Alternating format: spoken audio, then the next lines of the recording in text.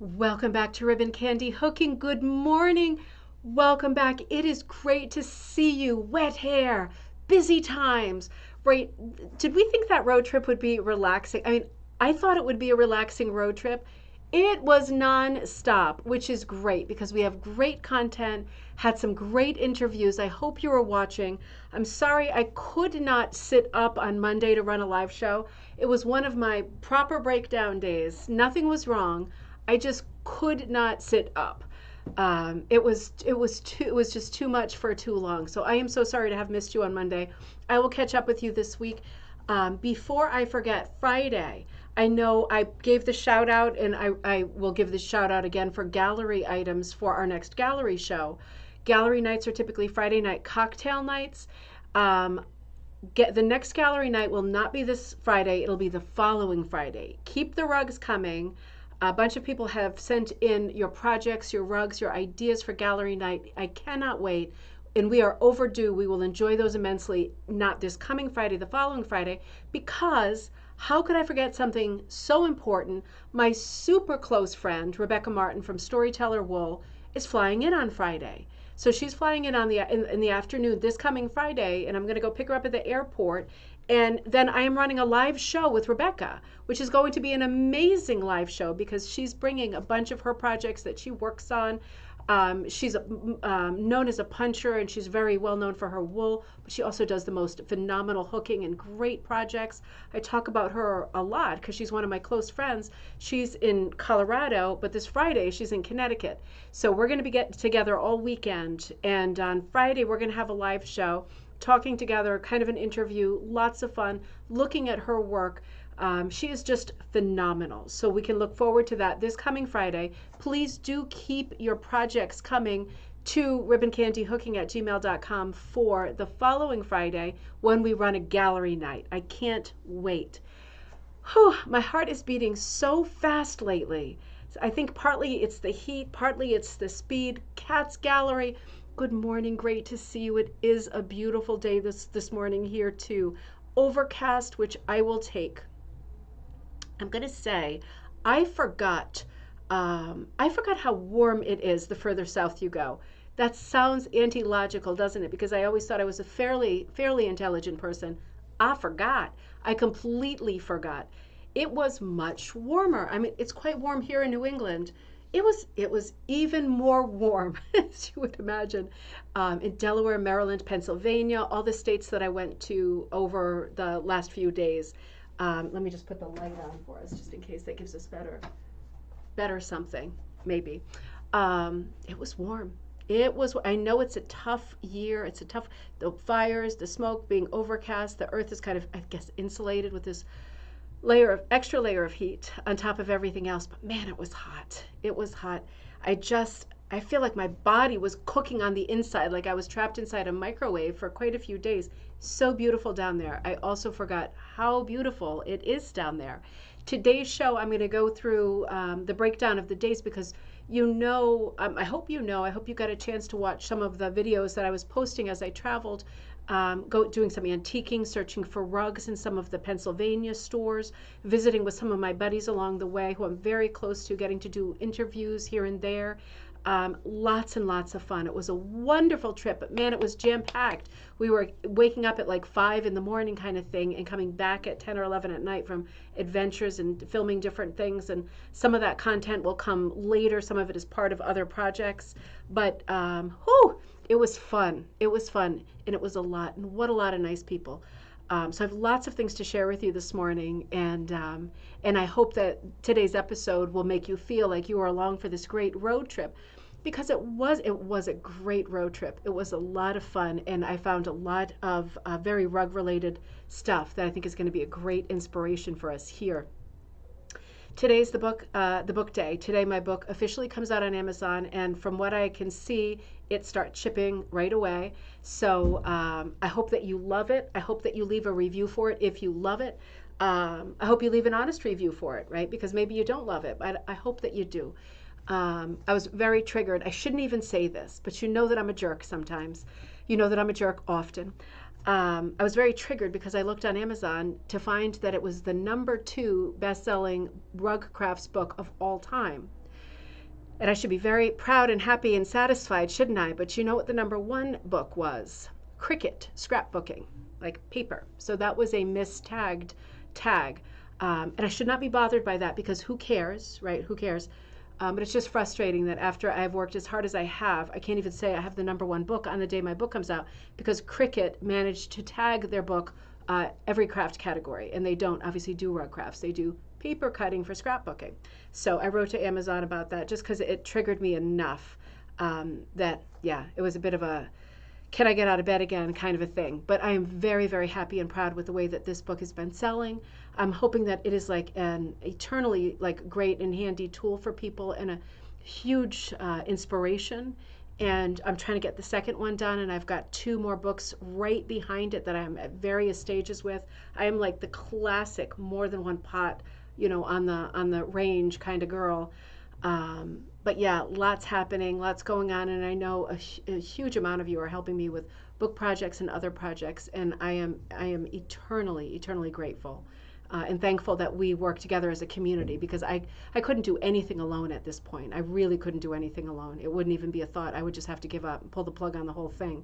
So getting all that great support. Patreon members, thank you so much for your support as well. I haven't said that lately, but Patreon supporters support the channel as a brand with a monthly subscription of any amount is very helpful because obviously I spend a lot of time on putting shows together and putting stuff together. And Patreon members, I am so sorry that it took me so long to get your email with a free pattern out this month, but I ended up putting 3 free patterns in just to kind of make it up to you, and hopefully there will be more. I do see a time when life will slow down. I do, and it's not like from inside of a casket. I see it. It's just fast, right? It's extra fast right now. I'm really hoping to hire somebody that I can really count on really full time in the very near future. So if you are around here in Connecticut, my studio's in Bethany, Connecticut. If you're around here and that sounds like you, definitely send me a message. I need somebody I can really count on all the time. So yeah, so anyway, good episode ahead. Sharon, it is great to see you. Another fab summer day. Kirsten, sunny and smoky in Vermont. You're getting a lot of smoke up there. Good to see you. Overdue for a chat. Linda B, great to see you. Good morning. And April, good morning in Illinois. Great to see you. Linda B is in New Jersey. That was one of the states I went through but didn't really stop in. Another beautiful state.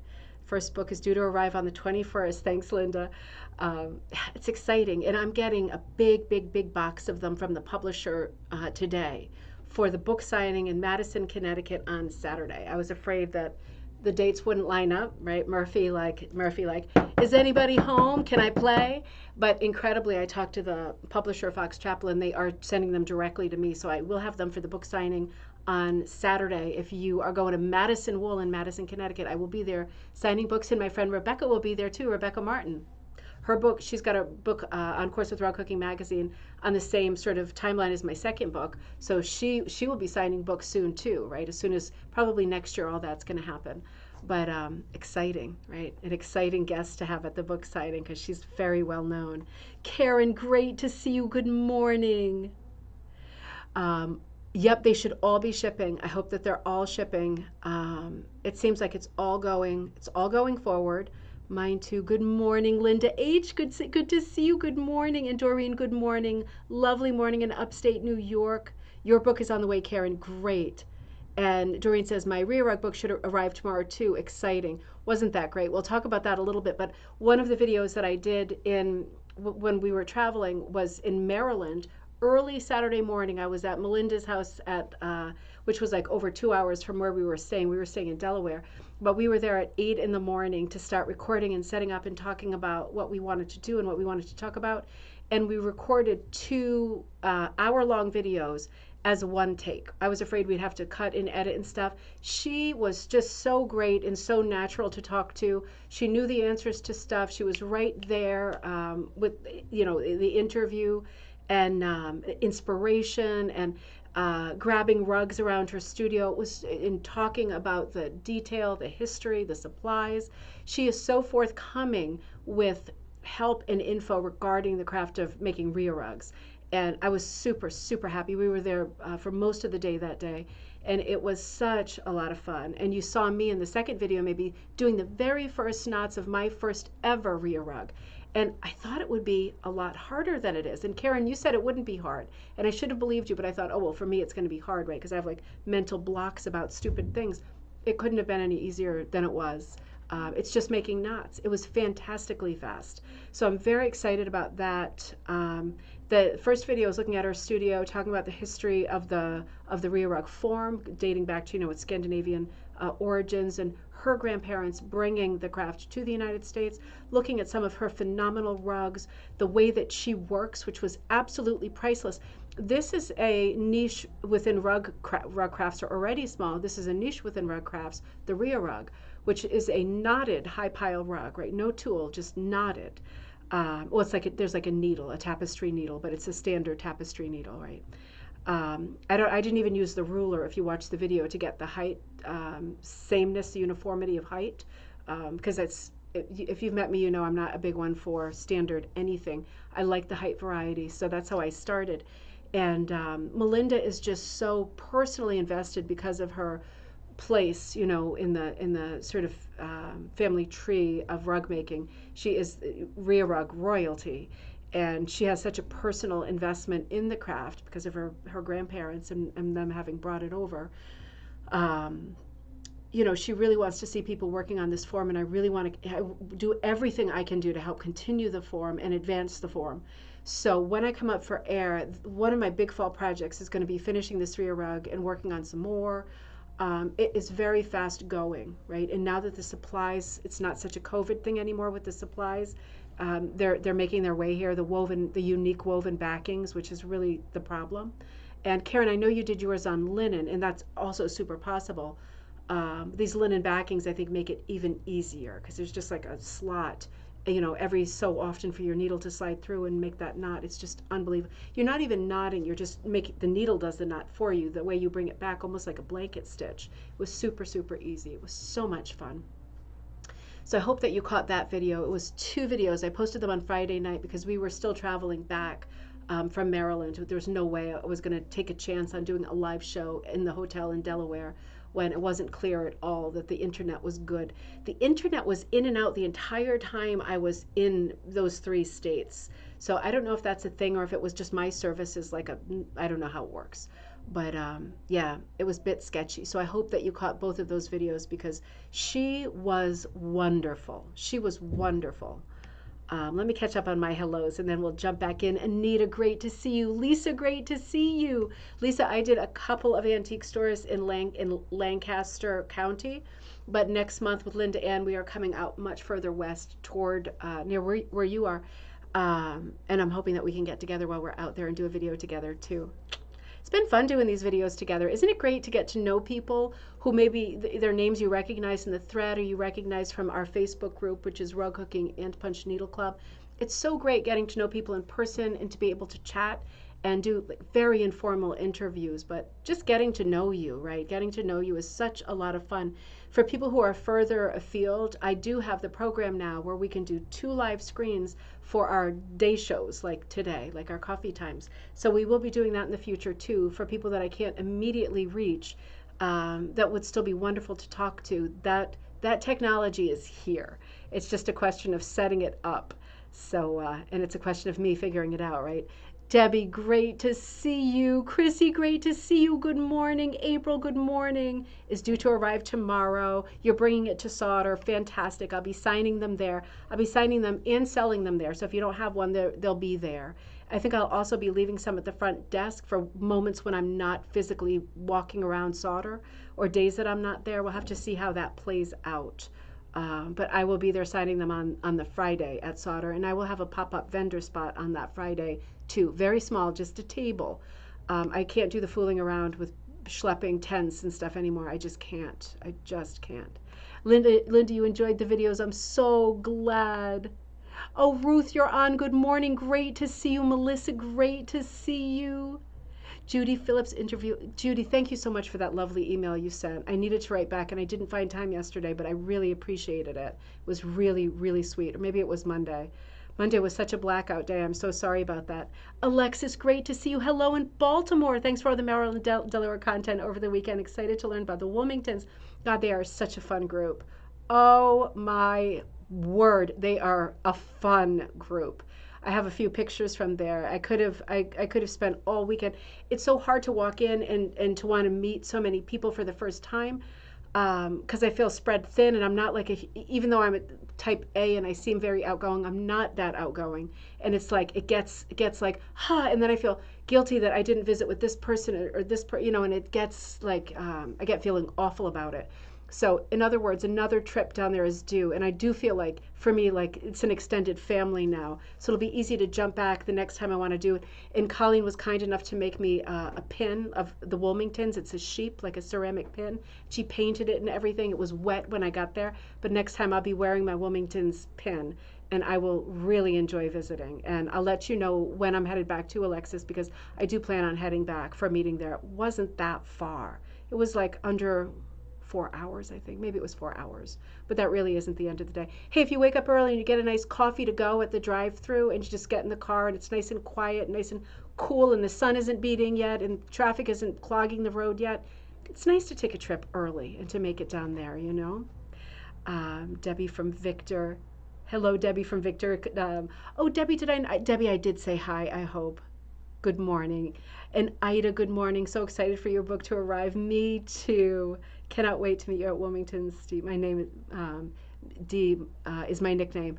Oh, of course. You're on a different D. And you're on a different thing. I get it. I get it. Wendy, great to see you. Wendy, I sent off the thing you asked me for. Good morning. Oh, catching up on the thread. Just a second. Let me see. Can't wait to see your rear rug take shape. Me too, Judy. I don't have it with me. It's in the car. But it is going to be such a lot of fun. Such a lot of fun. I got so many ideas from Melinda. It was crazy. Can you use rug warp as a backing, Sharon, for rear rug making? I don't think that I would, and the only reason is because rug warp is like the tightest of the rug hooking backings.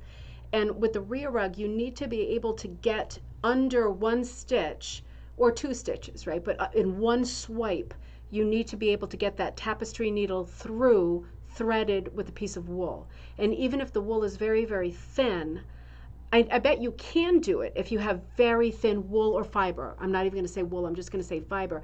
I bet you could, but getting that tapestry needle through the rug warp could get tiring on your hand just because rug warp is such a tight backing. It's worth giving it a shot. But it is very tight, and I would be worried, I don't know, but I would be worried because it's so tight that the tails of the knot will end up like zing, like pointing towards you, rather than relaxing a little and flopping down. Because when they flop down a little bit, of course, if there's more height, it's more likely to flop down because there's also more weight. But when the rear rug knots flop down a little bit, you get that nice gentle shag sweep, right? That nice very tactile sweep. And they might want to spring straight up in the rug warp because the knot would be very tight. So I'm not sure. My instinct would say that could be very painful on your hand after a while. And if I were going to work on a non-traditional Rhea backing, I think I'd go for a looser backing. It's hard because you want a backing. I would not do monk's cloth because I think it's too thin. Karen, did you do linen when you did some of your Rhea? You did like localized Rhea on the lion's mane, right? When you did yours, I think on linen. It wasn't the whole thing. Yeah, the backings really are the thing. And when I look more at Rhea and start working on that rug again, as soon as I get the second book in and I can focus again, I want to focus on the backings because that was the one part of the conversation with Melinda that I found to be, for myself, the most tricky, because she knows, and she was very forthcoming with all of this information in the video. So I'll probably end up rewinding and watching it. But she knew what each backing was and where it was from. And at the end of the day, what made them Rhea backings were, number one, they were woven, they were non-stretch, and they had spaces. They had is warp side to side and weft north to south? I'm just wondering. North to south, there were prominent fibers kind of sticking out in front of the fabric that you could easily catch with your needle. And that's what made it very fast, and that's what made it very easy. And I could see my hand just doing this. You have to pull a little bit to get your the tail up, your threads, but not too much, right? But you saw me maybe in the video yanking it a little. If you had a tighter backing, it would be a lot of yanking. And then my hand gives way now and then, like right around here and right around here. My hand is vulnerable in those places. So I don't know. You wrap a loom. Warp is north to south. So some of the warp threads were more exposed somehow. I'm not a weaver, so I don't know how that was accomplished, but it was very easy to grab them and to create those knots. So I would be worried about doing any other than a small piece or a piece that just had a little bit of rhea in it. I'd be worried about doing it on any other backing. Karen says weft goes right to left. You all are so good at this. I know I'm asking the right group. Doreen says, I remember because weft is like left. Oh, that's a great one. It's like with the microphone, righty-tighty, loosey-goosey. You need these things in your head so you remember when you're stressed and panicked and in the moment, right? Okay, great. So that's a to be continued. I'll answer that more fully when I experiment with that. I think rug warp would be my last choice because it's the tightest one. But I might turn out to be terribly wrong, and I love it when I'm wrong. You know what I'm wondering? Now here comes something stupid. I'm wondering if, you know how when you cut your backing fabric, no matter what it is, whether it's, rug warp, linen, monk's cloth, whatever. For myself, I'm going to discount monk's cloth because that's the really thin one. So for me, I don't think that would be a great one to support the rhea because it's a lot of weight and it's a lot of wool. You know, when you cut your material, do you cut it the same way that I do, where you pull a string out, right? You clip a string and you pull it out of the weave, and then that's where I cut with the scissors, so I know when I cut your pieces that they are perfectly squared. I think that's how most people would do it. I'm wondering if you could, with rhea rug making, choose a traditional backing, let's say like rug warp, for example. I wonder if you could pull out every 3 or 4 threads. I don't know. I'm just wondering, to create a little bit more space for being able to make those knots. Because if you remember back to that video with Melinda at Bird Call Studio, if you remember back, the way that the rhea rug backing was a little bit stretched, elongated north to west, north to south, right? The spaces in between the rows were quite wide, whereas the spaces side to side were right next to each other. And that's why she said, look, if you are going to use, for example, a cross-stitch pattern or something, and it's on a grid, right, where everything is squared, and you transfer knot for knot or color for color the information from needlepoint or cross-stitch onto a rhea backing, absolutely can be done, but it'll be stretched because the spaces top to bottom are much further apart than the spaces side to side. Why? I don't know. That's something I'd like to ask her now that we're kind of talking about that form. Good morning, Sonia. Great to see you. Interesting. We're going to have to check up on that. And Sharon says, I'm wondering if I could weave a cotton linen fabric and leave it on my loom to make a rug.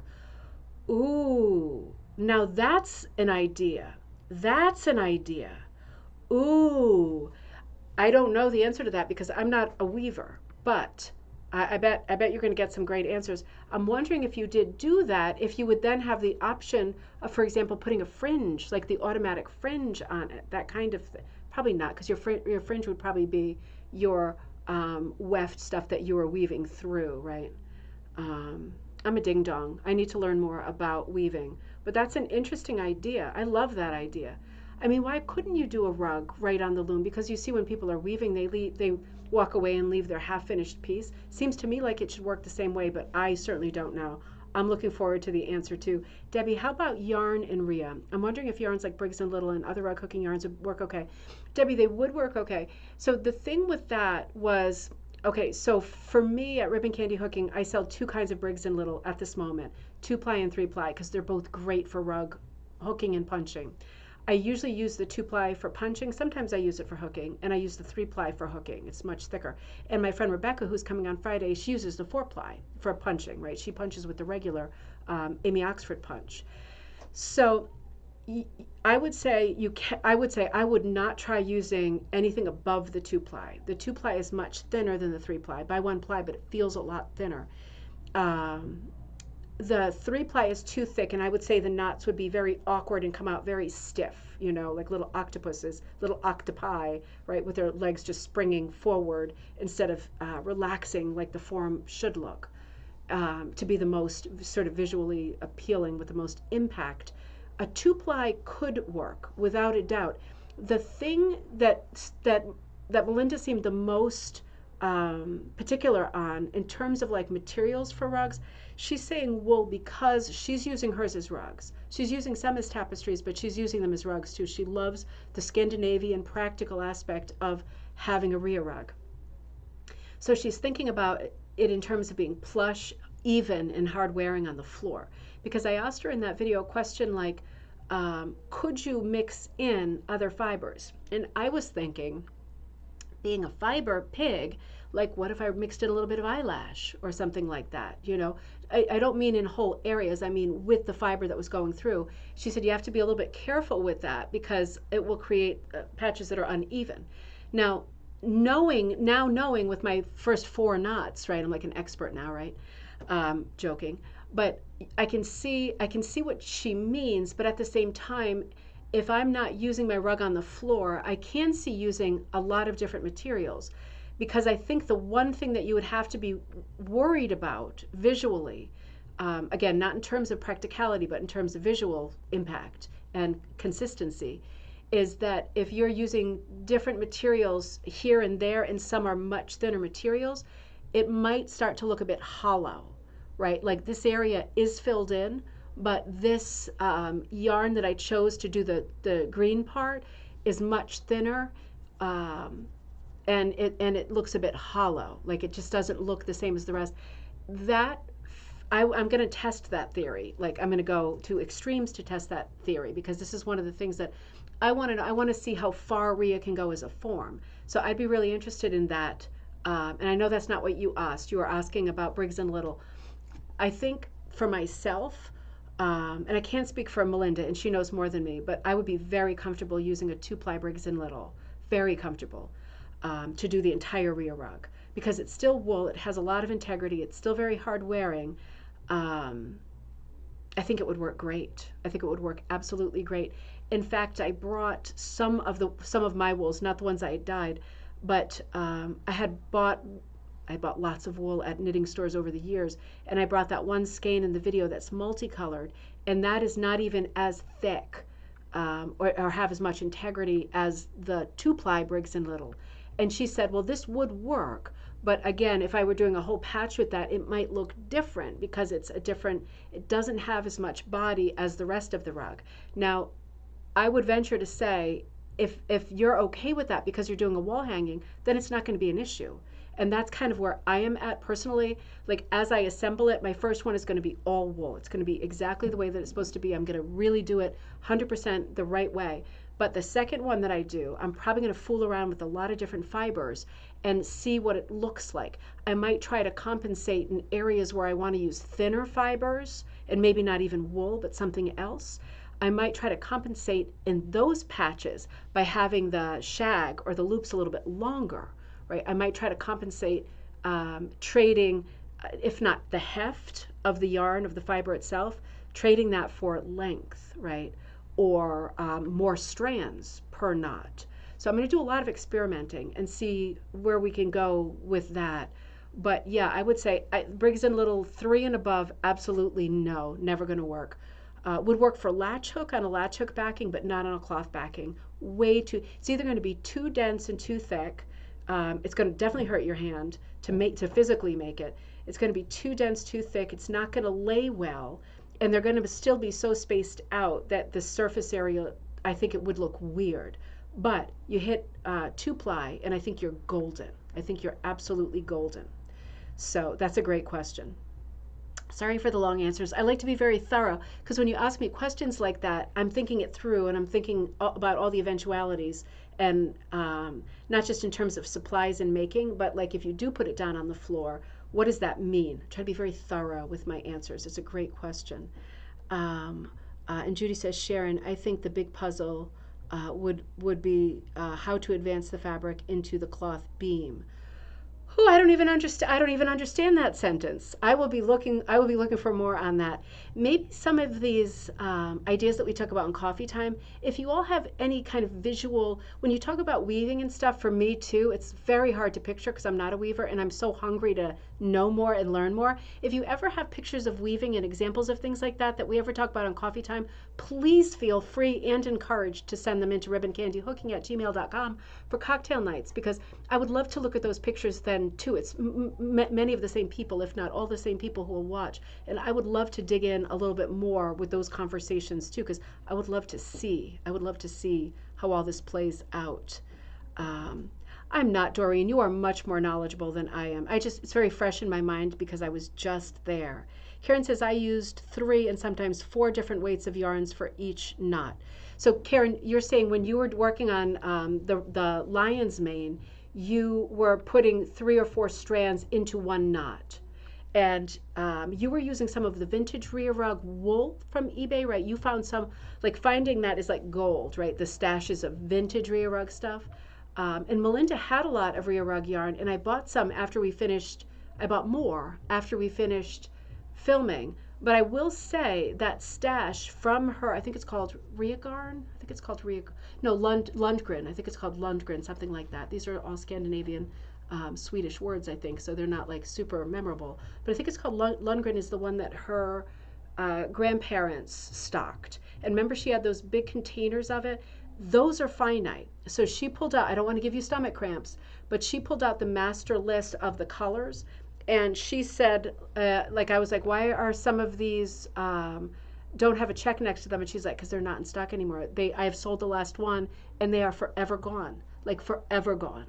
And I was like, uh-oh. So then I started buying ones that were low in stock just to be sure I had some, because using her grandparents' wool in my mind is a huge big deal. Even though obviously I never knew them, it's a huge big deal for me. So just so you know, she does have some yarn that is about to be gone forever, right? And there will be more beautiful yarn behind it. But I'm just saying, if you love the history part of it and you love that romantic, beautiful story that's in Melinda Bird's book about her grandparents starting their company and then this wool being in storage for so many decades and then her finding it in beautiful, pristine condition and starting the business up again, that wool is finite, and that there are many colors that are now out of stock.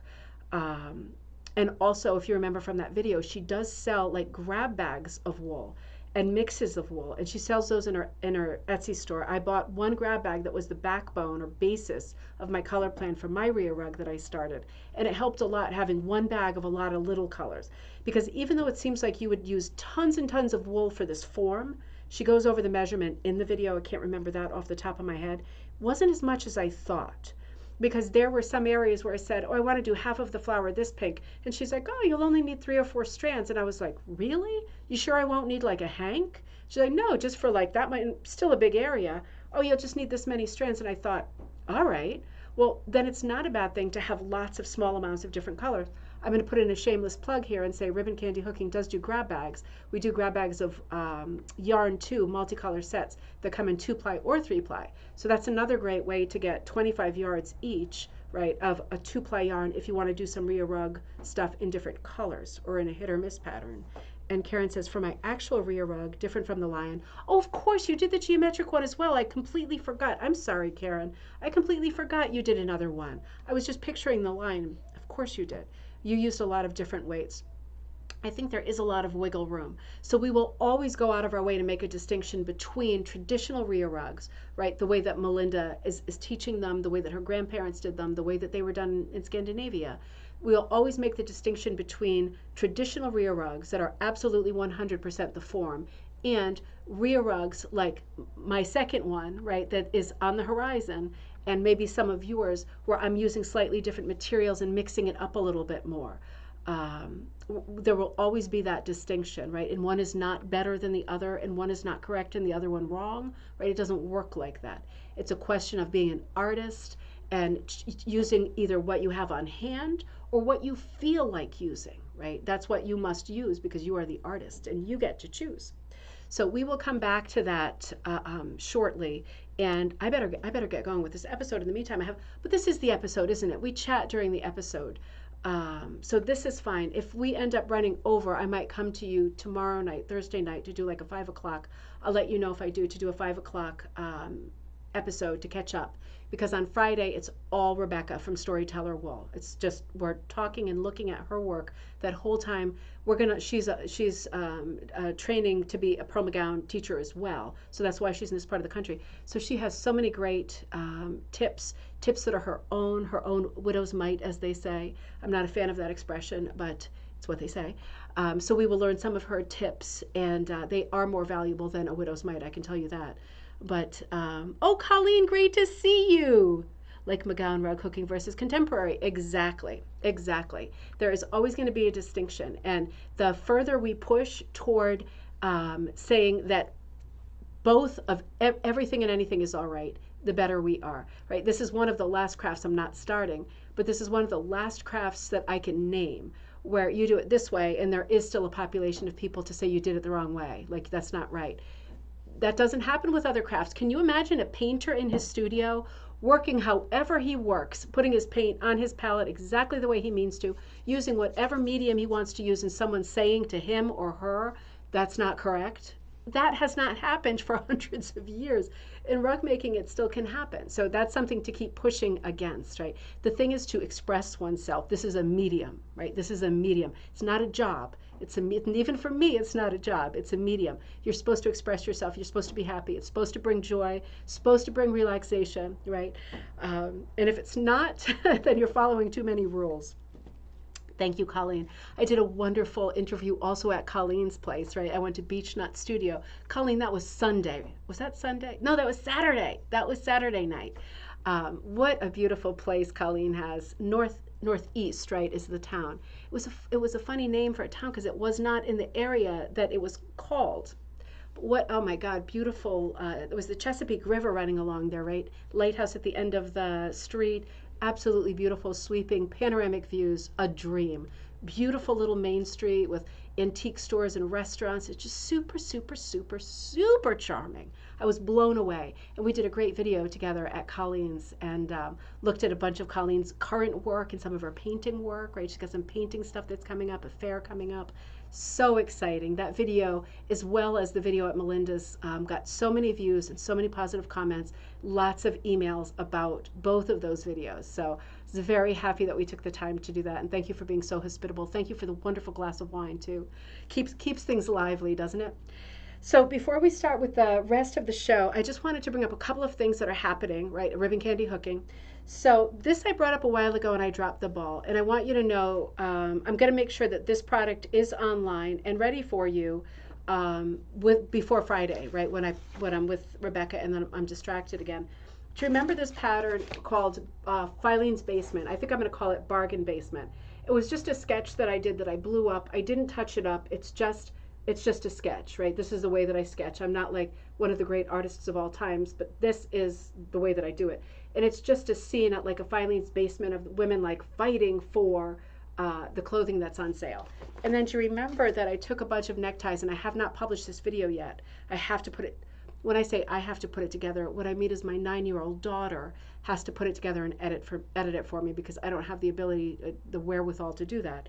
So I'm going to ask her to do that tonight. But I did a video using silk neckties to dye because I stock silk neckties and I also stock whole kits. So you can either get just neckties or the whole kit with the Synthropol, the white wool, all of it.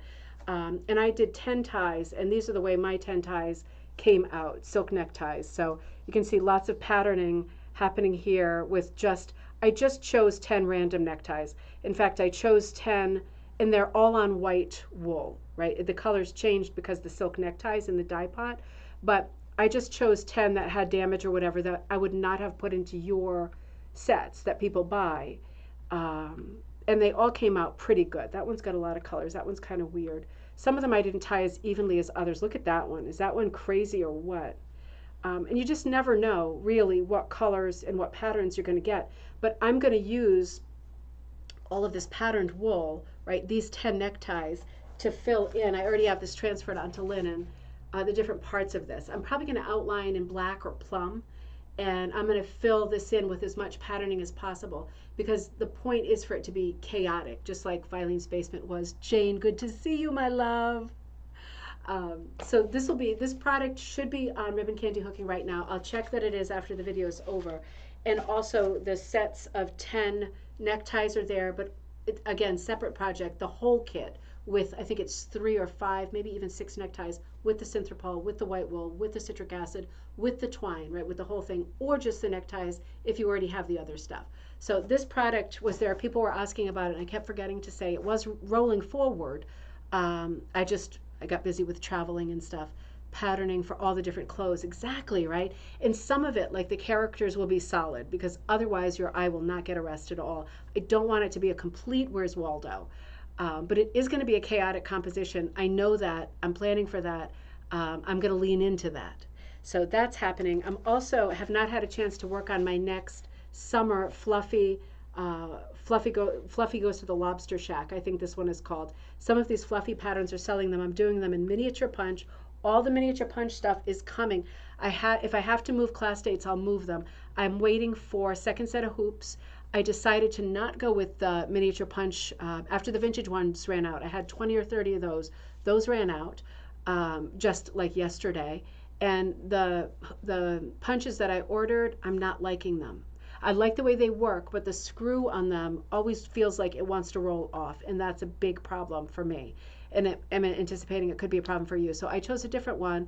I just drove across the state to pick up a bunch of them at a Joann's yesterday. I'm going to drive in the other direction, an hour each way, to a different Joann's this afternoon to pick up some more.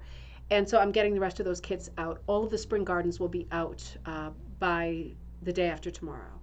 And I'm getting out the other patterns. This is the fluffy, this is the micro punch again, the Russian punch. This is fluffy, has a pink lemonade, right? So I'm kitting all of these. They all come with directions, a color code. Everything is color coded. This class is coming up. This is the split bloom garden, right? If you're having any issue, if you ordered this and you're filling it out and you're running out of colors, please tell me. I know some people pack a little bit more than I pack. It's not a big deal. I have more colors. And I know some of you maybe punched higher. And I punched on an A for this. So if you're ever having struggles with stuff that I made for you, make sure you get in touch with me. You know that I'll send you something in the mail at my expense, right? We'll figure it out until you get all of your projects done. That's never a thing. I love the fluffies. You know what else is coming out? It's going to be in the store starting tonight. A fall, I want to say autumn/Halloween advent calendar, right? I did the advent calendars with the Little Village for December. I'll do those this December, but in the meantime, I really wanted an advent calendar filled with surprises for you to start opening together on September 1st, right? I want to go right through September 1st through, it's 31st, right? 31 days in September. I don't know that rhyme. I think it goes right through, but the whole month of September, I want to open a different, it's not going to be houses. It's going to be these burlap bags, right? Incredibly difficult getting bags in fall colors. I sent a bunch back on Amazon because I had a very specific color scheme in mind. But your kit will come with, I guess, however 30 or 31, however many days in Northeast, Colleen, is a destination, not a location. Absolutely true. It was a beautiful, beautiful town. It blew me away. It blew me away.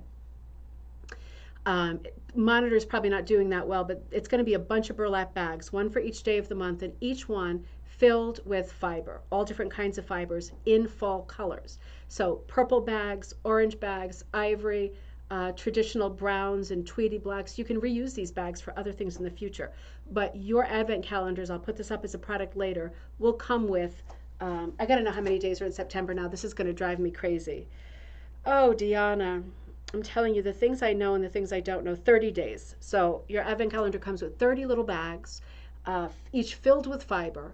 And at the end of that, right, so this will be the whole month of September, starting on October 1st, I'm going to have a series of hit or miss patterns and free patterns that you can do that are based on just using, Ryan LeBeau, this was your idea. You gave me this idea. Based on using just the fiber that came in these kits. Right? So we're going to have lots of projects that we can look at together that are just using the materials that you will have gotten from your 30 days of September autumn/Halloween advent calendar. Right? So 30 days has September, April, June, and November. Okay. That should be easy to remember. I don't know why I keep botching that up. Thank you, April. That was super handy. It's going to be a lot of fun. The Christmas Advent calendar, sorry, the December Advent calendar was a lot of fun. This one I feel I'm even more focused because I want to do it all kind of the same palette, right? A very autumn palette. And I have a bunch of projects in mind for us to work on together while kind of working through that. So it's going to be a lot of fun. There's going to be a lot of variety in there. I don't want to do too much of a spoiler, but it's going to be a tremendous bargain and a lot of fun to work on stuff starting October 1st together after you open up all of your bags. Dave, good to see you on sunny summer day in Toronto. Sounds amazing. Jane says, love the idea of the Halloween Advent calendar. Exciting, and will be on the website later. It'll be on today. So let's get going on looking at some stuff. It was a wonderful road trip. It really was. I got to kill this light. There's something about lights in the day, even if it's helpful, it just makes me feel depressed when there's like a light on in the day. Catch Up. This episode is called Catch Up, not with a K, although that also sounds fabulous. Okay, so I was just reminding you also, and I forgot to say, Hookalong coming up on, what is it? I think it's August 2nd. Only if everybody's done ordering and everything August 3rd. I'm scheduled for August 3rd. So Hookalong, I'm going to be doing this mini punch, fluffy as watermelon. You can do it with me. You can order the kit to do this whole thing on Ribbon Candy, right? The website ribboncandy.com, ribboncandyhooking.com. And this is going to be the project that I do. I might not do it beginning to end. I'm going to stay on 2 to 3 hours. The last one I think I was on for closer to 5 hours. It was just too much for me.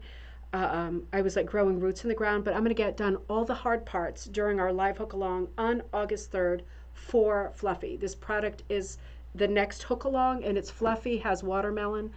That is currently on Ribbon Candy Hooking. The orders that I have for those will be going out in the next 2 days before Friday. So the other day I left for this road trip. Jay came with me. Jay is my good friend, you know that. He has the antiquing business right here in the same studio spot that I use. We search for the same things. We look for the same things. He's helped me set up Ribbon Candy Hooking. So we have a lot of overlap, things in common, and he's super, super, super knowledgeable as well, right? We grew together and started the whole business together. And a road trip together is a great thing, particularly because he looks for different things than me, right? We're never competing for rug stuff because while he's knowledgeable about it, he doesn't collect. So I feel very comfortable doing these kinds of shopping trips with him. He found some great treasures. I found some great treasures. We had just arrived in Pennsylvania at that photo. We did a nice montage video that day. I hope you caught that first video of antiquing, like rug searching in these Pennsylvania stores. That was last Thursday, right? We left at like 6 in the morning, so we were arriving at 10 o'clock when things opened, like 10:01, standing out there like dogs howling at the moon, waiting for the door to open. And we did find a lot of great things. And we recorded a video that I edited later that night in a bunch of different stores looking at some really unusual rugs. So I hope that you caught that video. It was not a long video, but it was lots of very different rugs. I did not buy those rugs, right? Some of them were quite expensive. I just wanted to show them to you. So I hope that you caught that video too. That was the first video we put out there, and that was on Thursday night. And this is one of the rugs that we saw. Super pretty, very traditional rug.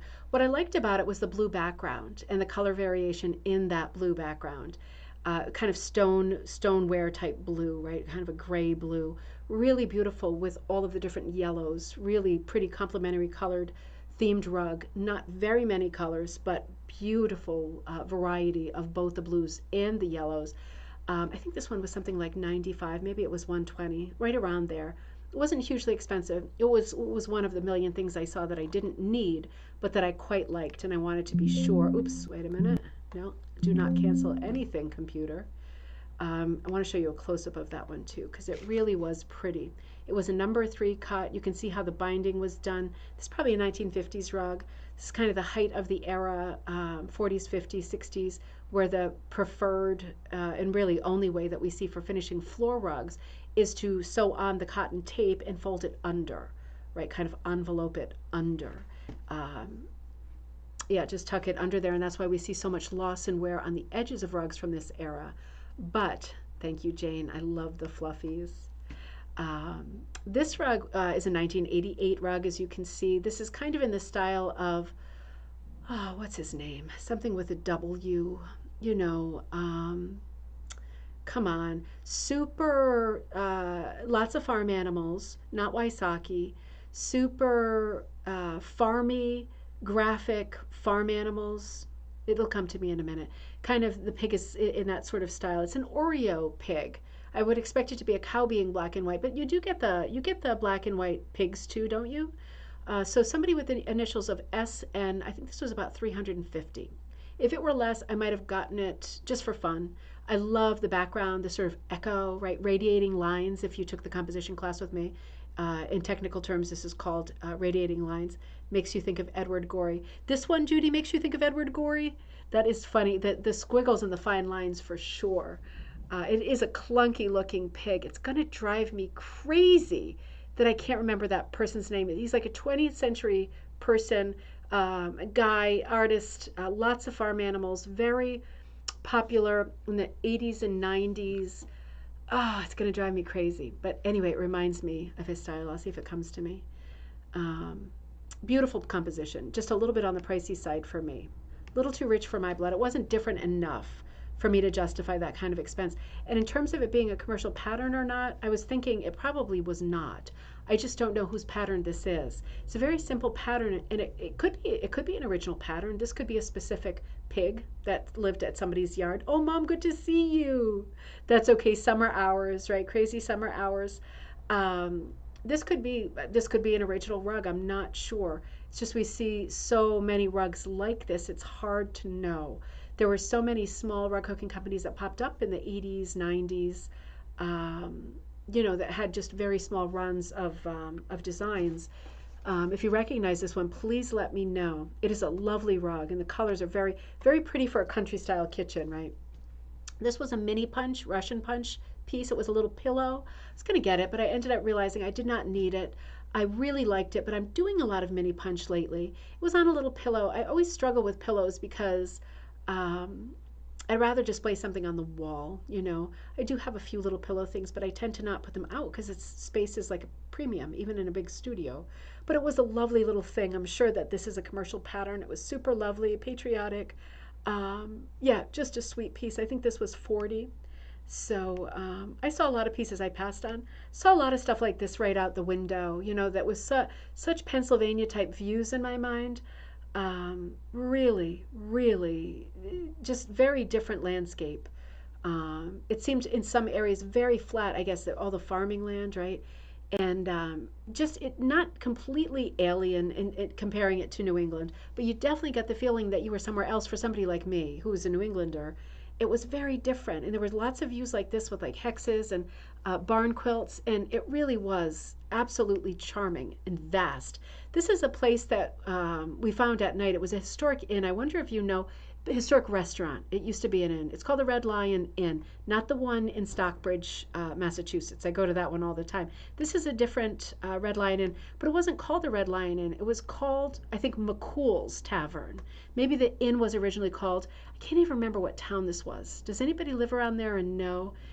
This was the site of one of the first rebellions, right? Immediate reactions to British rule, British taxing. That whole thing we call taxation without representation, right? Them being so far away, but layering all of the rules and expense on people living in the colonies. No representation, meaning like they aren't represented in terms of decision making, right? They're just paying money, but their tax money is not going toward an opinion or a voice, right? So there was a rebellion at this location that is now McCool's Tavern, and I guess it was originally called the Red Lion, or maybe it's called both. But it was super, super, super charming and beautiful on the inside. Highly recommend. We went in here for dinner. It was really close to where all these antique stores were. They had this beautiful mosaic course out front. Small little downtown area, not really a shopping downtown. The pub was like the main event, and it looked like this. There was like books when you walked in. Beautiful old, 18th century tavern, Revolutionary era, obviously tavern. Really, really fun. And this was the menu. You gotta love McCool's. That's what the bar was called, at least. You gotta love an establishment with a wooden cover on the menu. You see it once in a blue moon, don't you? And do you have any of those cute recipe cocktail like little cookbooks from 1940s, 1950s with wooden covers. Do you know the ones I mean? There's like limited of those, but you see them in antique stores, and they really are. They're so much fun to have. Quakertown. Thank you, Lisa. That is Quakertown. You're absolutely right. That sounds absolutely right. I'm not starting on a different subject, but it just seemed quaint to me when I was reading that sign. The idea that you would pay a lot of money for tax and not have a say over how it's spent. I'm just wondering, like, how much of that has changed, like, over the years. I'm thinking none. I'm thinking none at all. But I'm going to leave that alone, right? It was a bit of a quaint feeling, like, ooh, we should have a say in where our money's spent. Yeah, I did find one cute thing at one of those big antique stores. I didn't buy rugs. I didn't buy rugs. I don't think I bought any rugs, actually.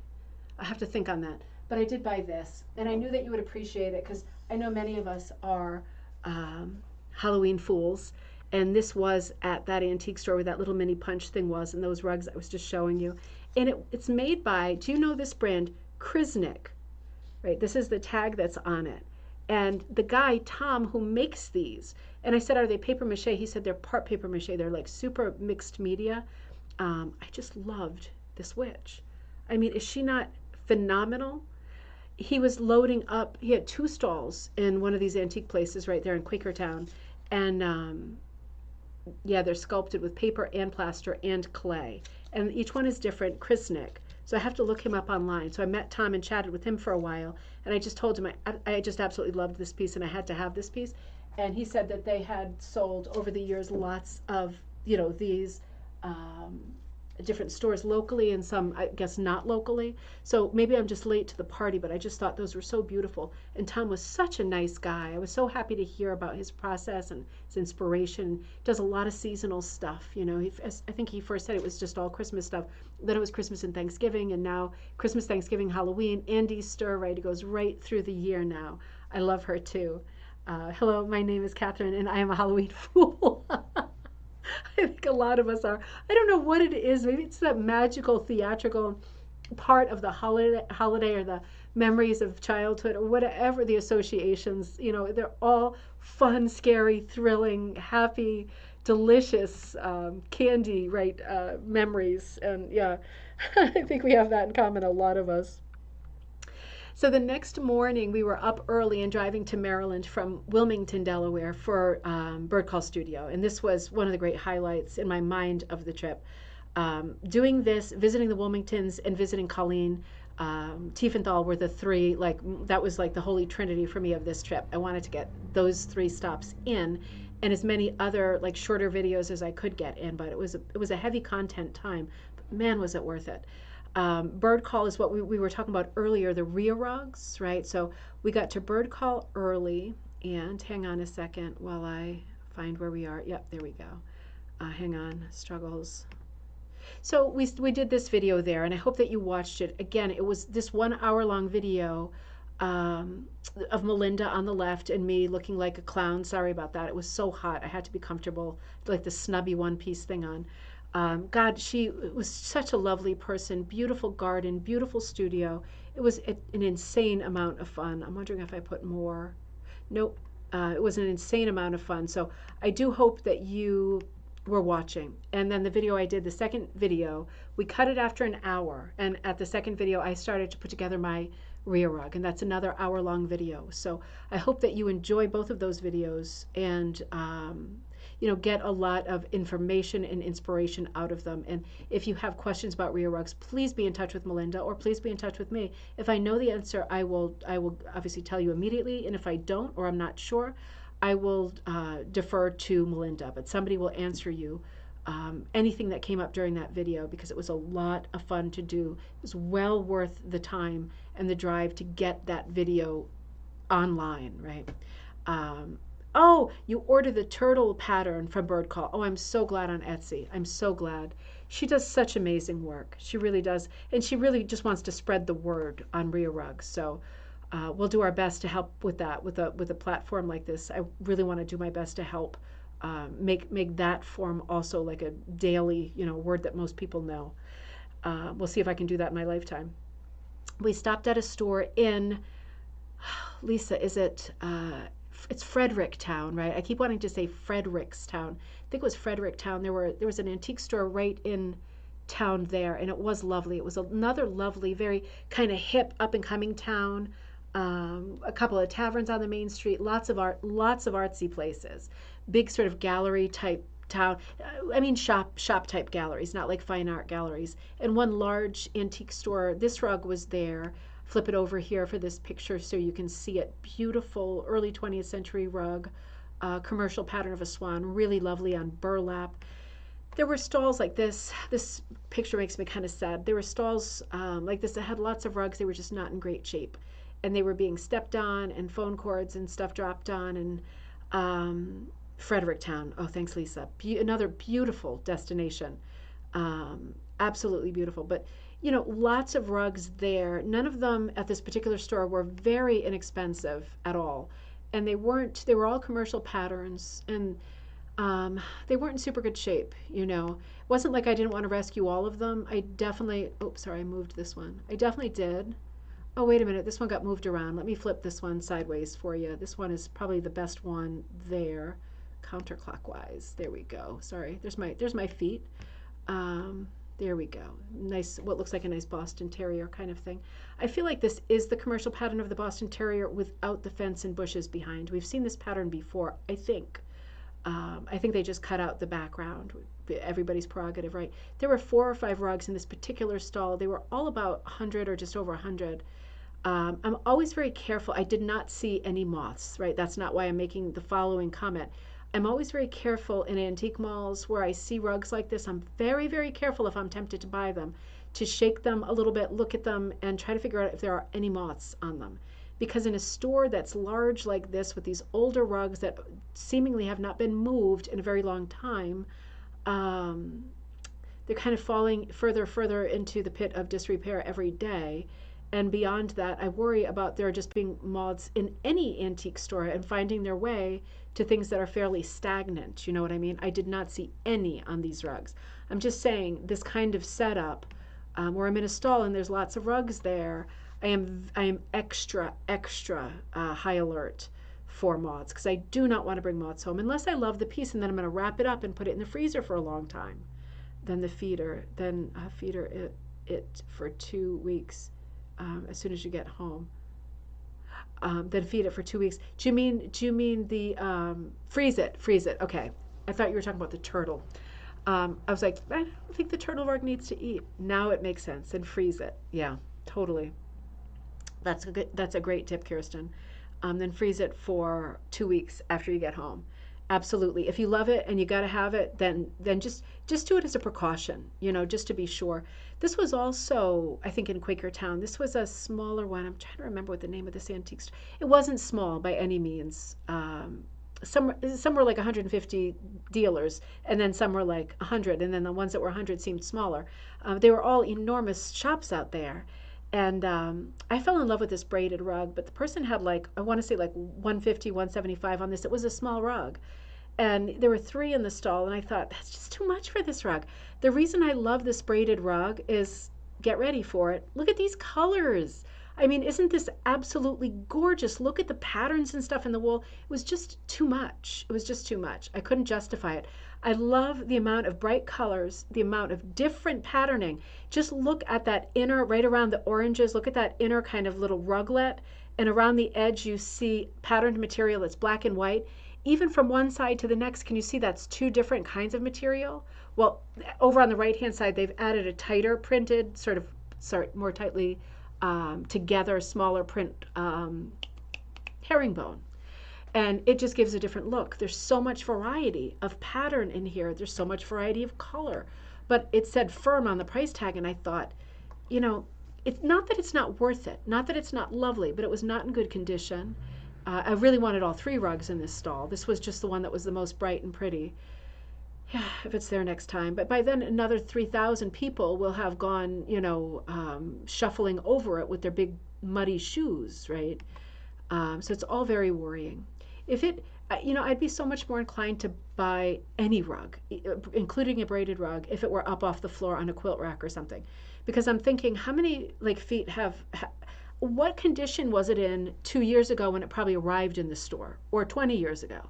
And why am I paying the same price for it now when it's super damaged because it's been down on the floor? Those are maybe I'm super cheap in the way that I think, but I'm thinking if you want to ask like a large number for it, and 100 and something is not particularly large, but just for example, when you see beautiful rugs down on the floor and people are asking 700, 800, $1,000, at a certain point, it's like if you want to regard this piece as wall art, right, as like something that has value, you've got to get it away from the underside of people's shoes, right? If you want me to regard it as something of value and you want me to spend that kind of money on it, make sure that people are not standing on it, right? And it's not that a rug is not meant for the floor. Of course it's meant for the floor.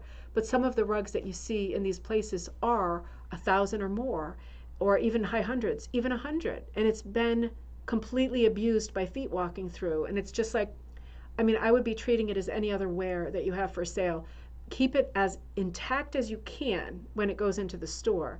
And if people eventually want to put it down in their house, then they have received it in the best possible condition. And if they're like, yeah, my house is a no-shoe house because I have a lot of my beautiful rugs down, it's up to them how they handle the rug in the future.